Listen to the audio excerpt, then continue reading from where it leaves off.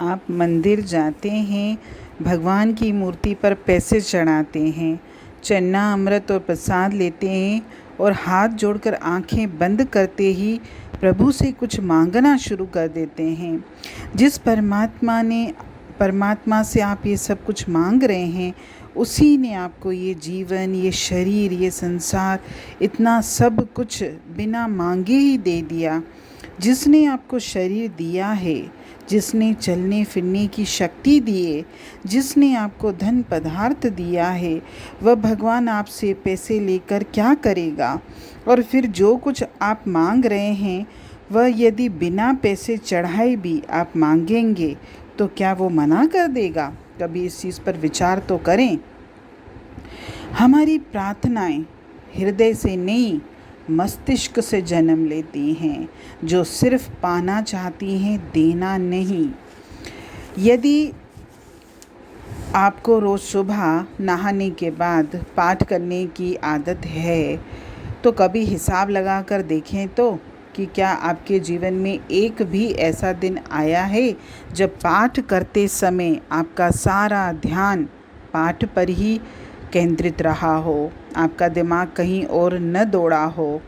पाठ करते करते आप दिन भर के अपने जो कार्यक्रम हैं उनका निर्णय कर लेते हैं कि मुझे ऑफिस पहुंचकर क्या करना है, किसे फ़ोन करना है, कौन सी फाइल निपटानी है, किससे मिलना है, किसे घर पर बुलाना है। और जो घर के काम वाले हैं लोग, जो घर गृहस्थी का काम करते हैं, तो दिन भर वो भी अपनी दिनचर्या सेट कर लेते हैं कि कब मुझे डस्टिंग करनी है, कब मुझे लंच बनाना है, लंच में क्या बनाना है, न जाने क्या क्या। जो दिन भर के हमारे क्रियाकलाप होते हैं, हम उनके बारे में ही सोचते रहते हैं।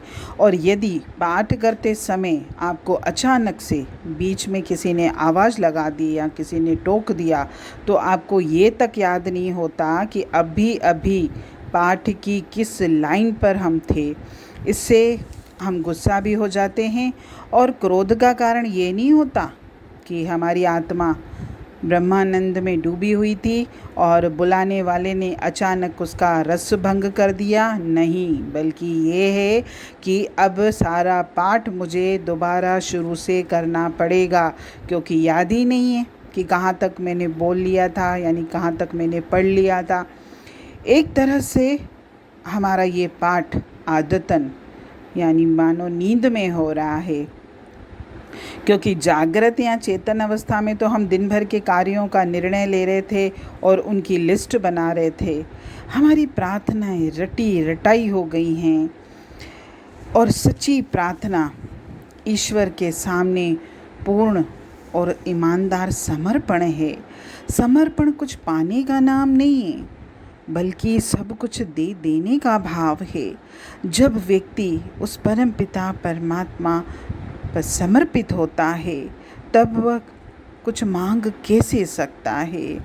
उल्टे वह तो दे ही रहा है, और जो दे रहा है मतलब वो भरा हुआ है, क्योंकि खाली व्यक्ति तो किसी को कुछ देगा नहीं ना।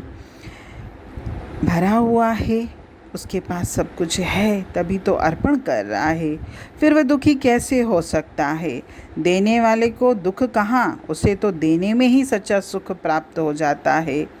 संसार के व्यवहार में भी अगर हम जो भी हमारे संसार के रिश्ते हैं, अगर हमारे अंदर उनके लिए समर्पण की भावना न हो, तो समर्पण किए बगैर हमको कभी सुख नहीं मिलेगा। जब एक स्त्री अपने बच्चे के लिए तन मन से पूरे 9 महीने समर्पित रहती है, तभी वह माँ बनने का सौभाग्य पाती है। इसी तरह पति पत्नी, भाई बहन, मित्र, रिश्तेदार, गुरु शिष्य, सबके संबंध में समर्पण की ही मांग होती है। और जब सच्चा समर्पण नहीं होता तो दुख का जन्म होने लगता है। इसलिए उस प्रभु के प्रति भी हमारे अंतर में सदैव समर्पण की भावना होनी चाहिए। हम प्रार्थनाएं भी प्रभु को पाने के लिए करें, ना कि प्रभु से कुछ पाने के लिए करें, क्योंकि जब प्रभु मेरा होगा तो उसकी तो हर चीज़ मेरी है। लेकिन हम मूर्ख अज्ञानी, हमें प्रभु नहीं चाहिए, हमको तो प्रभु की, संसार की जो संसार प्रभु ने रचा है वो संसार चाहिए, उस संसार के जड़ चेतन पदार्थ चाहिए, मुझे वो परमात्मा नहीं चाहिए। इसीलिए हमारे जीवन में इतनी परेशानियां हैं। हम प्रार्थनाएं करते भी हैं तो या तो हमारी मांगें होती हैं या फिर एक आदत सी हमने बना ली कि भाई मेरा ये समय प्रभु तेरे लिए है। आदतन हम बैठ जाते हैं, लेकिन हमारे अंतर में समर्पण का भाव कहाँ होता है? हम प्रभु को पाना कहाँ चाहते हैं? हम उसके दर्शन नहीं करना चाहते। और वो भजन की बहुत सुंदर लाइन है, जिस दिन प्रभु जी तेरा दर्शन होगा उस दिन सफल मेरा जीवन होगा। जिस दिन प्रभु जी तेरा दर्शन होगा उस दिन सफल मेरा जीवन होगा। तन मन मेरा तेरे पर जब अर्पण होगा उस दिन सफल मेरा जीवन होगा। उस दिन सफल मेरा जीवन होगा। हरिओम।